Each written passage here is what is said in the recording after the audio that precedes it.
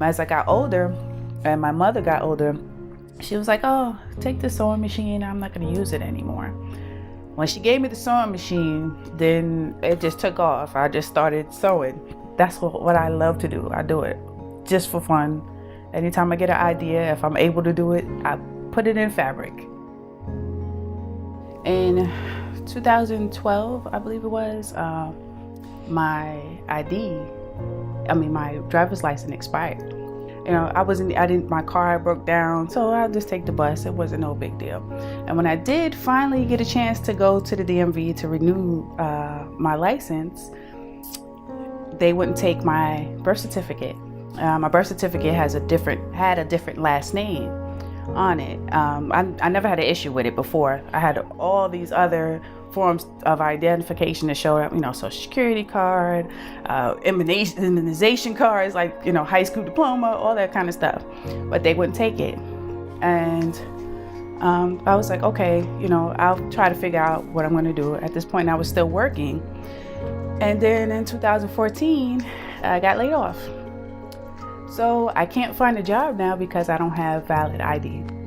Well, national statistics would say that probably 10 to 15% of people don't have an ID. And people think, well, all you have to do is go down to the local DMV office or local tax collector's office and get an ID, but that can be actually much more complicated. If you don't have identification, there's pretty much nothing that you can legally do in our society. The biggest opportunity lost is employment, housing, proper health care, education. There's really not much that you can do legally.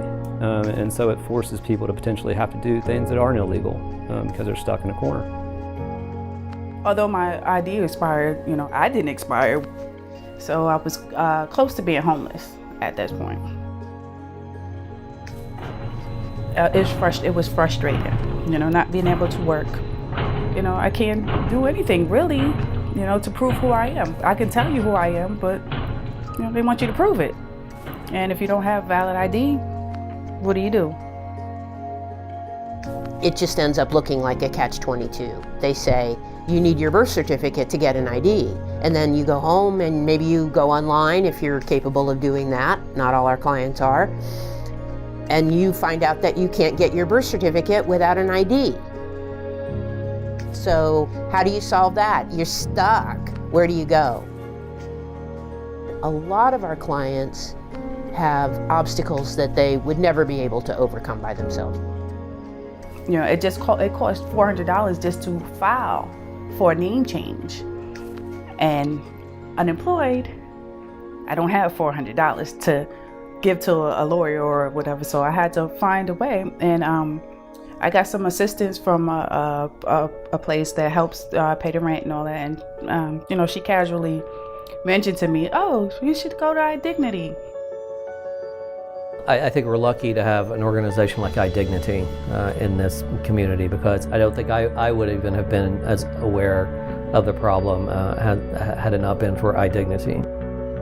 And inherently, identification must be difficult to obtain. There must be barriers in place in order to maintain the authenticity of those identification documents. So it has to be hard.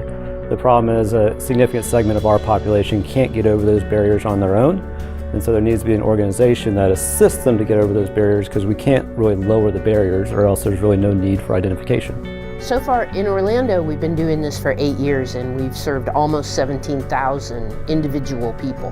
We focus on embracing the clients, being people that are there solely to help them, not just to get their identification, but also to show that society cares about them. We're going to get them through this hurdle. We're going to empower them to better their own lives. And in that empowerment comes dignity.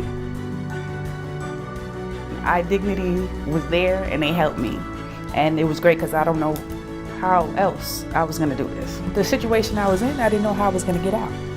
And, it showed me that having hope helps.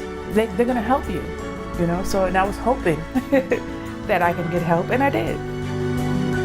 I'm Trina Anderson, and now I can prove it.